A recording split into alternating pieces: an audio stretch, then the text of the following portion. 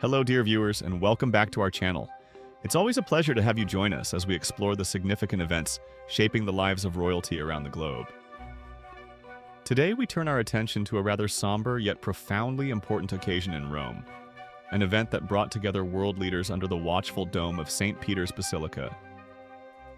We're talking about the funeral service for His Holiness Pope Francis, a figure of immense global influence and spiritual leadership.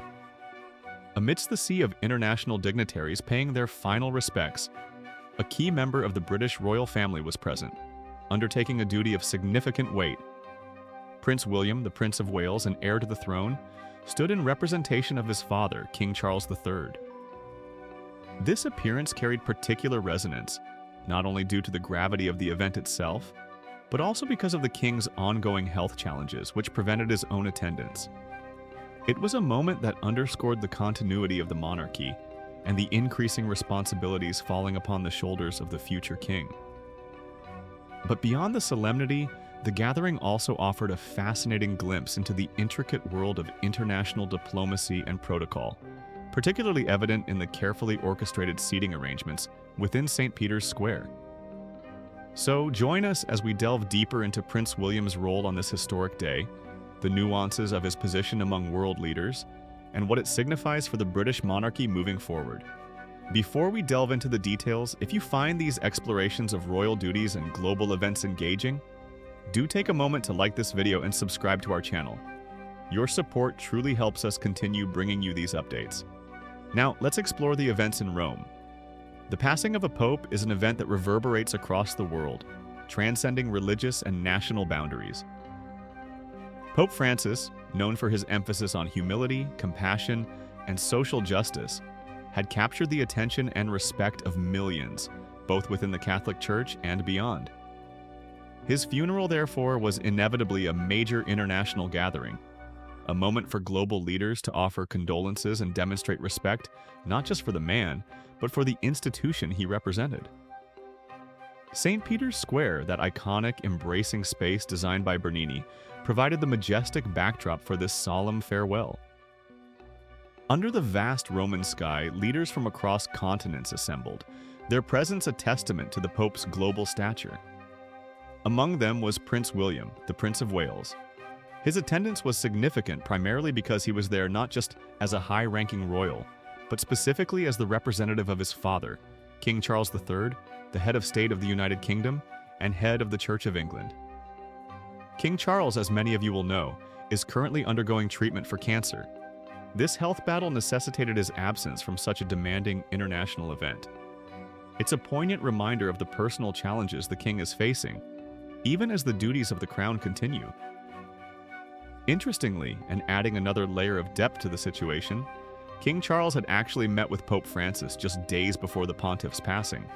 That recent personal connection makes his inability to attend the funeral perhaps even more personally felt, though his health must understandably take precedence.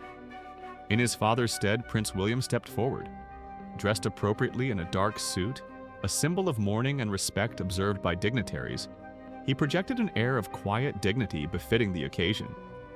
His presence ensured that the United Kingdom was represented at the highest level possible, acknowledging the importance of the relationship between the UK and the Holy See, and paying tribute to the late Pope's legacy.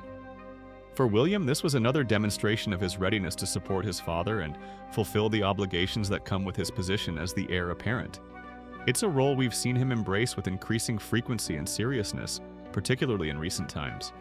Now, let's turn to one of the most talked about aspects of the day, the seating arrangement in St. Peter's Square. Organizing an event with such a high concentration of global leaders, presidents, prime ministers, kings, queens, and other high-ranking officials, is an extraordinarily complex task, fraught with diplomatic sensitivities.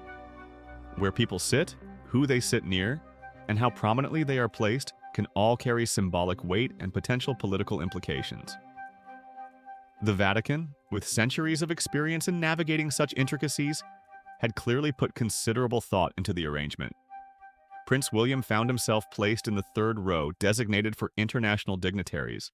While still a position of honor, it was noticeably further back than some other prominent figures. For instance, the front row held reigning monarchs like King Felipe VI and Queen Letizia of Spain, and Queen Mary of Denmark. Seated alongside them were the then President of the United States, Donald Trump, and First Lady Melania Trump. So why this specific arrangement? It wasn't arbitrary. It was described as a meticulous diplomatic balancing act, governed by established protocol designed to navigate precedents and avoid perceived slights. The system implemented gave priority quite naturally to Argentina, Pope Francis's homeland. Following Argentina, Italy as the host nation received precedence. After these specific national priorities were addressed, the protocol turned to the assembled royalty. Here, a traditional diplomatic convention came into play. Reigning monarchs were seated according to the alphabetical order of their countries, but using the French language spelling. French, historically, and often still today, is considered the language of diplomacy. This explains why certain monarchs occupied the very front row. The placement of the US president also followed this logic. The United States of America, in French, is États-Unis d'Amérique. Beginning with E, this placed President Trump relatively high in the alphabetical listing, securing him in the First Lady spots in that prestigious front row alongside the European monarchs. This system also affected Prince William's position relative to other heads of state. For example, Ireland's President, Michael D. Higgins, was seated ahead of the Prince of Wales. According to the specific protocols being applied that day, Ireland's position in the hierarchy ranked higher, consequently pushing Prince William further back into the third row. It's important to understand that this wasn't a reflection on the individual or the UK's importance per se, but rather the result of applying a predetermined neutral system designed to manage a complex situation involving numerous high-status guests. William, representing the king but not being the reigning monarch himself, would naturally fall into a different category within this intricate structure. The sheer complexity and potential pitfalls of managing such an event were not lost on observers. Cardinal Vincent Nichols, the Archbishop of Westminster and a prominent figure in the Catholic Church in England and Wales, offered praise for the Vatican's handling of the situation. He lauded their skill in managing what he candidly referred to as the big egos, often associated with global leaders. He described the entire seating arrangement and logistical management as nothing short of a masterpiece of stage management. This comment highlights the immense pressure and delicate touch required to ensure such a significant international gathering proceeds smoothly and respectfully without diplomatic incident. The presence of Prince William, despite the seating logistics, was widely noted and commented upon. It served as a powerful visual symbol of the continuity of the British monarchy and its enduring role on the world stage. Even though he was representing his father, his presence carried its own weight as the future king. It was a demonstration of duty, stepping up during a challenging time for his family. There was also a certain poignancy noted by some commentators. Prince William himself had reportedly never had the opportunity to meet Pope Francis personally. This stands in contrast to his father, King Charles, who, as mentioned, shared a meeting with the pontiff very shortly before his death. This detail adds a layer of complexity to William's role, representing his father at the funeral of a global leader whom the king knew personally, but whom William did not. It underscores the sometimes impersonal nature of state duty, where representation and protocol take precedence, even in moments of profound personal significance for others. William's participation in Rome is part of a broader pattern we're observing, where he is increasingly taking on more high-profile responsibilities, both domestically and internationally. As King Charles focuses on his recovery, the Prince of Wales, alongside Queen Camilla and other working royals, is ensuring the monarchy remains visible and active. This event was a clear example of that dynamic in action on a global platform. It showcased his ability to represent the nation with poise and gravitas at a major international event, reinforcing his image as a prepared and capable heir to the throne. So, what can we take away from this? The funeral of Pope Francis was undoubtedly a significant moment of global mourning and reflection. Prince William's presence there, representing King Charles III, was a key element of the UK's participation. It highlighted the personal challenges the royal family is navigating, with the king's health necessitating his absence. It also shone a spotlight on the intricate, often unseen world of diplomatic protocol that governs such international gatherings, the complex rules of precedence, the alphabetical ordering in French, the careful balancing act required to seat world leaders respectfully. Cardinal Nicol's description of it as a masterpiece of stage management seems apt, acknowledging the skill involved in orchestrating such a complex event. For Prince William, it was another important step in his journey towards the throne, demonstrating his commitment to duty and his capacity to represent the UK on the world stage.